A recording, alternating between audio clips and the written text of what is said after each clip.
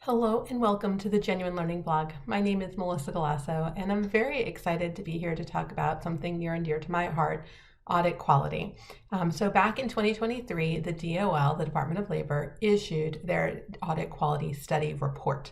And this came out of the Office of the Chief Accountant from the Employee Benefit Security Administration. So the US DOL has responsibility for ERISA audits, right? And this is their fourth assessment of audit quality that's been done over the last few years. And it looks to make sure and review what are the issues that are happening with independent, qualified public accountants. And it focuses on financial statement audits, and this year particularly around the filing year of 2020, which were planned years that begin in 2020. So a little bit of background here. This was issued in November of 2023. And as I said, it's the fourth time DOL has done this. We were actually waiting for it. We've talked about this a couple of times at the AICPA council meetings, wanting to know what was going to come out of this study. So previous studies were performed in 1997, 2004, and the most recent one was 2015. And they indicated that the reason that they picked 2020 for their review, and makes sense, SAS 136, which is forming an opinion and reporting on financial statements of employee benefit plans subject to ERISA, was going to make significant changes to the report. And so instead of picking a year where there was significant change, they tried to pick a year where it was business as usual. So what did they do? So they looked at a statistically valid sample of 307 plan audits, and they did their review between December 21st and October 22nd.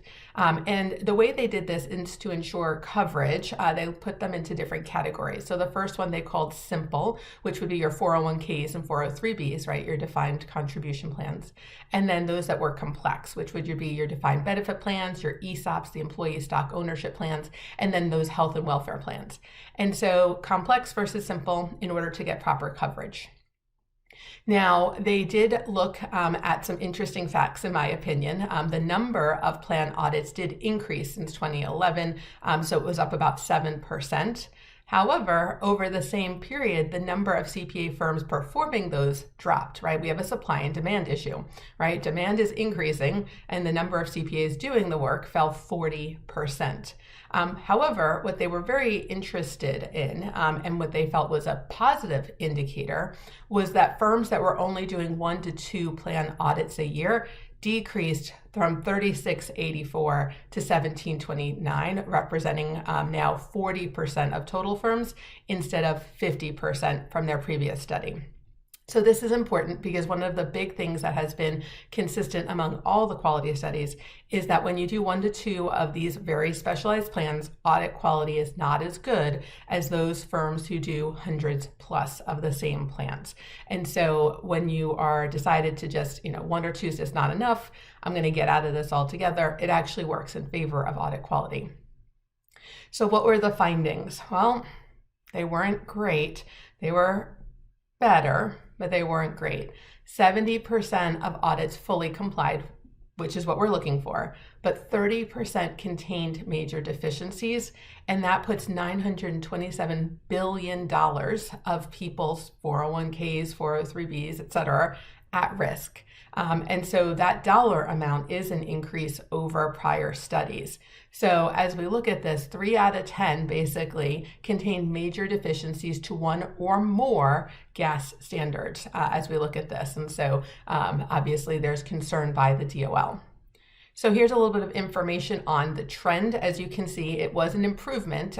When we look at the number from 2015, it did fall. So from 2004 to 2015's report, and again, the years that the report comes out is not the year necessarily that they did it. So the 2015 report had 39% of the items selected, the sample, contained a major deficiency, whereas we've dropped it down now to 30, but still, that's still very high, right? When nearly one third of all plans don't meet the professional standards. In addition, when we look at the deficiency rates by strata, those that do 1 to 2 plans have the highest deficiency rate, right? So 70%. And so we know it's very hard to do anything really well until you get repetition. And so doing 1 to 2 of these have the highest one. And when you do 100 more, as you can see here, we get a lot more efficiency. So as we look at this, the firms who do 6 to 24 in that strata there, they were significantly lower in terms of prior year from the 2015 study. They actually had a deficiency that's statistical. However, all the other stratas did not have a statistically different amount than previous years. So what did we learn? Well, obviously, there's a clear link between the number of employee benefit plan audits a firm does and audit quality. And one of the more interesting ones, which I think is pretty consistent if you were to talk to people who work in the government space as well, audits performed by firms that are members of the Employee Benefit Audit Quality Center, which is an AICPA additional membership, had significantly lower deficiency rates. These firms care about quality, they're willing to pay for membership, and they want to do a good job. So in that scenario, that was an outcome there. In terms of the where we had multiple deficiencies, so sometimes a firm may have only had one audit, may have only had one, right, in terms of a major deficiency. However, there were some that had multiple deficiencies, and as you can see here, some that had 5 or more major deficiencies. And so again, I think it's just important to be able to compare where we're seeing these issues.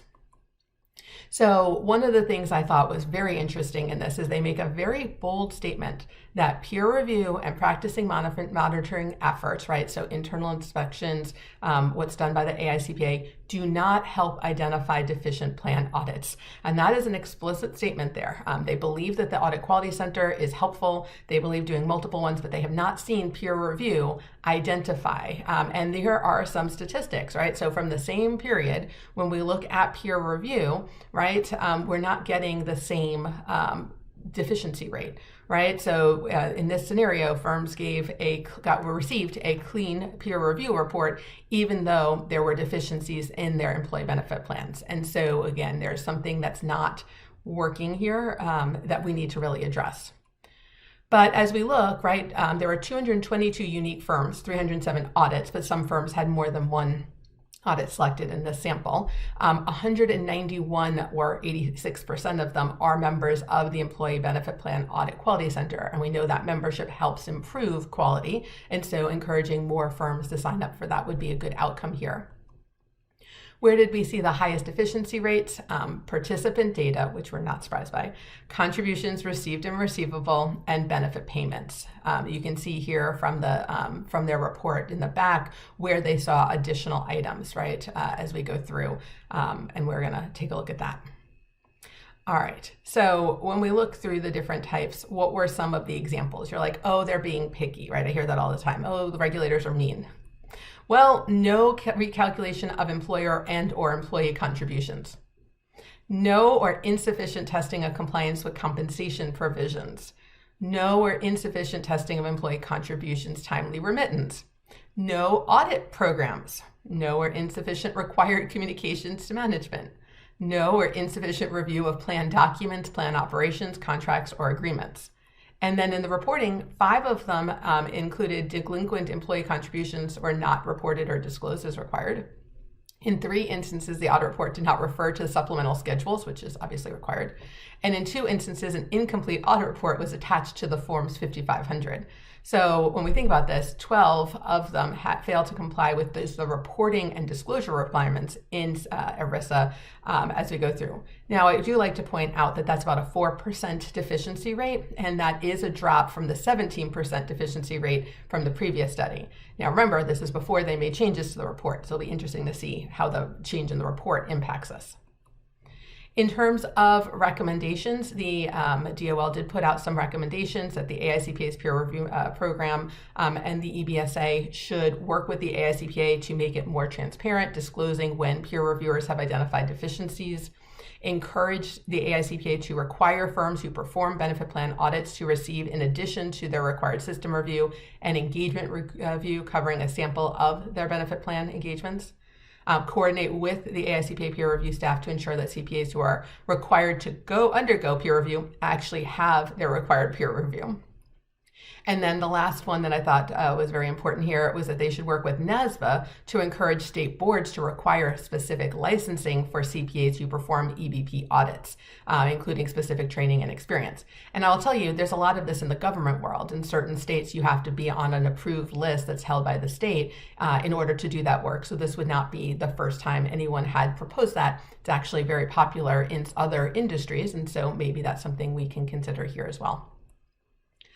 All right, so that's a wrap this week on the Genuine Learning blog. Hopefully you take a closer look. There's a lot more data. They have a lot of really great illustrations in there. So I highly recommend, especially if you work in the employee benefit world, that you take a closer look at what's going on with respect to audit quality. Maybe do a quick training with your staff, reminding them of what we're finding, because we can always learn from others, and that's the best form of learning. Thank you guys so much for joining me, and I hope to see you on a future blog. Have a great day, guys. Bye-bye.